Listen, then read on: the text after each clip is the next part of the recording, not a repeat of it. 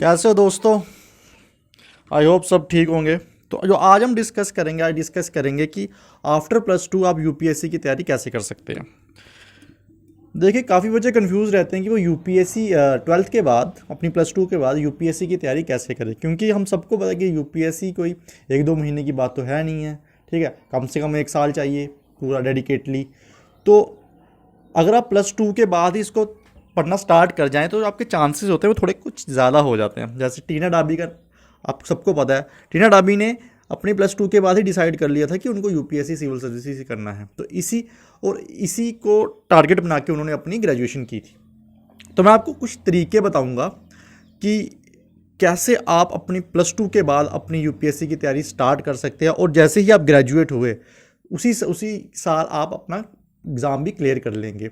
तो कुछ ऐसी स्ट्रैटेजी मैं आपको बताऊंगा। देखिए, जब मैं पढ़ता था प्लस टू मैंने पास आउट की, तो मुझे कोई गाइड करने वाला नहीं था कि प्लस टू के बाद भी हम यूपीएससी की तैयारी कर सकते हैं। तो जो ट्रेडिशनल वे है कि हम प्लस टू के बाद कॉलेज सेलेक्ट करते हैं, कॉलेज करने के बाद फिर हम डिसाइड करते हैं कि हमें क्या करना है। तो अगर आप ये चीज़ें प्लस टू के बाद ही डिसाइड कर ले तो आपके लिए एक मतलब चांसेस आपके ब्राइट हो जाते हैं।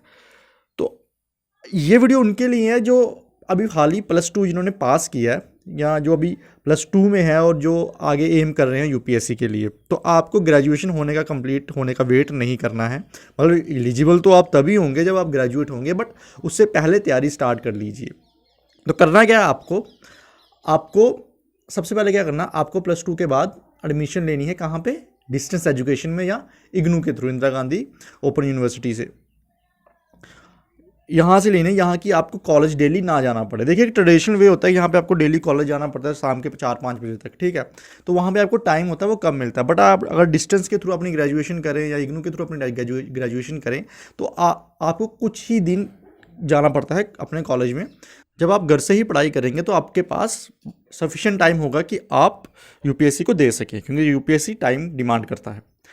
तो जब आपने एडमिशन ले ली डिस्टेंस में, तो आपको क्या करना है, अब आपको एयर वाइज अपनी स्ट्रैटेजी बनानी है। विदाउट स्ट्रैटेजी देखिए यूपीएससी क्लियर नहीं होगा। विदाउट स्ट्रैटेजी जाएंगे तो गुम हो जाओगे, इतना सिलेबस है कि गुम हो जाओगे। तो इसलिए स्ट्रैटेजी को बनाना है। पहले सबसे पहले आपको मार्केट में जाना है। ठीक है, क्वेश्चन पेपर लाने हैं प्रीवियस ईयर, सिलेबस लाना है यूपीएससी का, और अपने डेस्क पे या टेबल पे या दीवार पे चिपका देना है।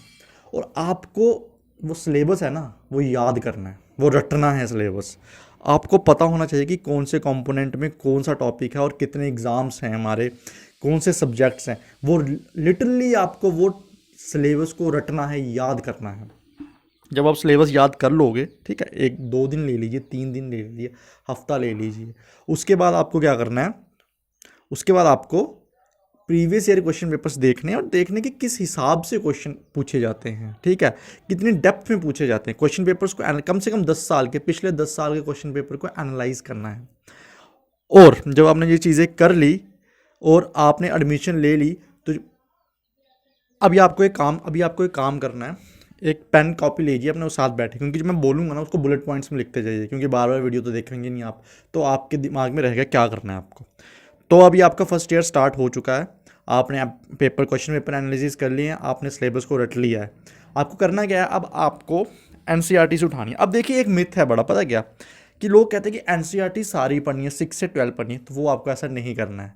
आपको सारी एनसीईआरटीज़ नहीं पढ़नी होती है, कुछ एनसीईआरटीज़ पढ़नी होती हैं, और वो भी कुछ क्लासेस की। 6 से 8 तक सारे सब्जेक्ट्स की एनसीईआरटीज़ नहीं पढ़नी होती हैं, वो टाइम वेस्टेज है। तो मैं आपको बताऊंगा कि क्या क्या करना है, कौन कौन सी क्लास की एनसीईआरटीज़ पढ़नी है आपको। तो सारी एनसीईआरटीज़ नहीं पढ़नी होती हैं। तो अभी आपको क्या करना है, अभी आपको फर्स्ट ईयर में, जैसे मैं मान के चल रहा हूँ कि ग्रेजुएशन के 3 साल होते हैं, तो अब हम पहला साल कर रहे हैं कि फर्स्ट ईयर में आपको क्या करना है। फर्स्ट ईयर में आपको हिस्ट्री, पॉलिटी, ज्योग्राफी और कौन सा रह गया, हिस्ट्री, पॉलिटी, ज्योग्राफी, और करना क्या है आपको, हिस्ट्री, पॉलिटी, इकोनॉमिक्स, ज्योग्राफी। इस साल में आपको सिर्फ 4 सब्जेक्ट पढ़ने हैं। ठीक है, 4 सब्जेक्ट पढ़ने, और वो पढ़ने कैसे वो बताता हूँ। देखिए, हिस्ट्री की बात करें तो हिस्ट्री की आपको 6 से लेके 12 तक एनसीईआरटीज़ पढ़ने की ज़रूरत है नहीं है। आपको 11-12 की एनसीईआरटी पढ़नी है हिस्ट्री की। ठीक है, उसके बाद आपको एक रेफरेंस बुक को प्रेफर करना है। देखिए जो भी सब्जेक्ट होगा ना एनसीईआरटी के साथ एक रेफरेंस बुक, एक से ज़्यादा रेफरेंस बुक मत प्रेफर कीजिएगा, क्योंकि स्टार्टिंग में आप में जोश होगा, आप 3-4 रेफरेंस बुक से पढ़ लेंगे, लेकिन जब रिवीजन करने की बारी आएगी तो कंफ्यूज हो जाओगे, फिर डीमोटिवेट हो जाओगे, जब पढ़ नहीं पाओगे टाइम के कमी के कारण। तो आपको एक रेफरेंस बुक रखनी है एनसीईआरटी के साथ। जैसे अब हिस्ट्री की बात करते हैं, हिस्ट्री की आपको 11th-12th की एनसीईआरटी पढ़नी है। उसके बाद आपको स्पेक्ट्रम जो आती है राजीव अहीर की, वो इतनी सी बुक होती है मोटी सी, वो पढ़नी है आपको। तो इससे आपका हिस्ट्री का पूरा टॉपिक कवर हो जाएगा, ठीक है। दूसरा अब आते हैं ज्योग्राफी पे। देखिए ज्योग्राफी एक ऐसा सब्जेक्ट है जिसकी आपको एनसीईआरटीज पढ़नी पड़ेंगी 6 से नहीं, चलो 8 से लेके 12 तक एनसीईआरटीज पढ़नी पड़ेगी, क्योंकि ज्योग्राफी एक ऐसा सब्जेक्ट है जिसमें जो कॉन्सेप्ट बिल्ड होगा वो धीरे धीरे होगा, ठीक है। हिस्ट्री में कोई कॉन्सेप्ट बिल्ड नहीं होगा, हिस्ट्री में एक स्टोरी आपको समझनी है, ठीक है। बट ज्योग्राफी में जो कॉन्सेप्ट्स बिल्ड होंगे वो धीरे धीरे होंगे। तो आपको कम से कम 8 से लेके 12 तक ज्योग्राफी की एनसीईआरटीज पढ़नी है। जब आपने 8 से लेकर 12 तक ज्योग्राफी की एनसीईआरटीज पढ़ ली, उसके बाद एक रेफरेंस बुक जो फॉलो करनी है आपको वो है जीसी लियोंग। और जीसी लियोंग भी पूरी फॉलो नहीं करनी है, उसमें सिर्फ जो क्लाइमेट का पार्ट है, जीसी लियोंग में क्लाइमेट का पार्ट है, उसमें 6-7 टॉपिक होंगे, ठीक है, वो पढ़ने हैं आपको सिर्फ जीसी लियोंग से, और आपकी ज्योग्राफी खत्म। तीसरे पे आ जाते हैं इकोनॉमिक्स में आपको एनसीईआरटीज पढ़नी है मैक्रो। देखिए अगर आप एनसीईआरटीज देखेंगे तो माइक्रो और मैक्रो इकोनॉमिक्स होती है। पीएस में पूछी जाती है वो मैक्रो इकोनॉमिक्स पूछी जाती है। तो मैक्रो इकोनॉमिक्स आपको पढ़नी है, रेड कलर की एनसीईआरटी की बुक है पतली सी, उससे आपके बेसिक क्लियर हो जाएंगे। उसके बाद आपको एक रेफरेंस बुक या नोट्स या वीडियोस प्रेफर करने हैं। मोस्टली जो एस्पिरेंट्स होते हैं वो श्रीराम आईएएस के नोट्स जो आज के टाइम पे बुक में कन्वर्ट हो चुकी है वो फॉलो करते हैं। मृणाल सर के भी आप नोट्स या उनके बुक हैंडआउट्स फॉलो कर सकते हैं, वो आप पे है जो आपको सफिशिएंट लगे, ठीक है। इकोनॉमिक्स हो गया, वो हिस्ट्री हो गई, इकोनॉमिक्स हो गई, ज्योग्राफी हो गई। पॉलिटी, देखिए पॉलिटी के लिए आपको एनसीईआरटी पढ़ने की ज़रूरत नहीं है, क्योंकि जो एक पॉलिटी की बुक है लक्ष्मीकांत, वो इतने अच्छे तरीके और इतनी आसान लैंग्वेज में लिखी गई है कि अगर आपका बैकग्राउंड नहीं भी है पॉलिटिकल साइंस का तब भी आपको वो समझ आ जाएगी। तो आपको पॉलिटी के लिए एनसीईआरटी पढ़ने की ज़रूरत नहीं है। ये जो मैंने सब्जेक्ट्स बताए हैं आपको फर्स्ट ईयर में कंप्लीट करने हैं। देखिए फर्स्ट ईयर में आपको अपने ग्रेजुएशन का भी पढ़ना है, तो आपको टाइम डिवाइड करना पड़ेगा। और मैं ज़्यादा नहीं कहता, अगर यूपीएससी को आप एक साल तीन घंटे भी दे देंगे ना पर डे के हिसाब से, तो आपके सारे सब्जेक्ट एक साल में कवर हो जाएंगे, ठीक है। एक साल ख़त्म हो गया। और रिवीजन करते रहना। रिवीजन जो है ना वो क्या कहते हैं उसको, मैग्ना कार्टा है, क्योंकि रिवीजन नहीं करोगे ना तो कभी क्लियर नहीं होगा, कोई भी एग्जाम नहीं क्लियर होगा। एक साल खत्म हो गया आपका, आपने सब्जेक्ट पढ़ लिया। अब दूसरा साल आता है, दूसरे साल में आपको क्या करना है, आपको मेंस के जीएस पेपर 1 और जीएस पेपर 3 ये तैयार करने हैं। अब जीएस पेपर 1 और 3 क्यों तैयार करने हैं, बाकी वाले क्यों नहीं करने, 2 और 4 क्यों नहीं करने, क्योंकि जीएस पेपर 1 और 3 है ना, इसमें जो मैक्सिमम सब्जेक्ट्स है ना वो आपके प्रीलिम्स में कवर हो जाएंगे, ठीक है। तो अगर आप जीएस 1 और जीएस 3 कवर करेंगे ना तो आपका प्रीलिम्स भी ऑटोमेटिकली कवर हो जाएगा और रिवीजन भी हो जाएगी जो आपने फर्स्ट ईयर में पढ़ा था। आपका सेकेंड ईयर भी खत्म हो गया, ठीक है। सेकेंड ईयर में आपने क्या किया, जीएस पेपर 1 और जीएस पेपर 3 पढ़ लिया, आपका प्रीलिम्स कवर हो चुका है। 2 साल में सेकेंड ईयर में आपका प्रीलिम्स कवर हो चुका है, और करंट अफेयर्स को हटा ले, ठीक है। आपका क्योंकि जीएस पेपर 1 और जीएस पेपर 3 में सारे आपके प्रीलिम्स के सब्जेक्ट आ जाएंगे एक्सेप्ट पॉलिटी, ठीक है, वो आपने पहले फर्स्ट ईयर में भी पढ़ा हुआ है। तो ये आपके 2 साल खत्म हो गए और आपका प्रीलिम्स कवर हो गया, ठीक है, और आपके जीएस के 2 पेपर खत्म हो गए। अब आता है फाइनल ईयर आपका ग्रेजुएशन का, थर्ड ईयर में आपको क्या करना है, आपको ऑप्शनल सेलेक्ट करना है, ठीक है। ऑप्शनल कैसे सेलेक्ट करते हैं वो मैंने एक वीडियो बनाई हुई है, लिंक डिस्क्रिप्शन में दे दूंगा।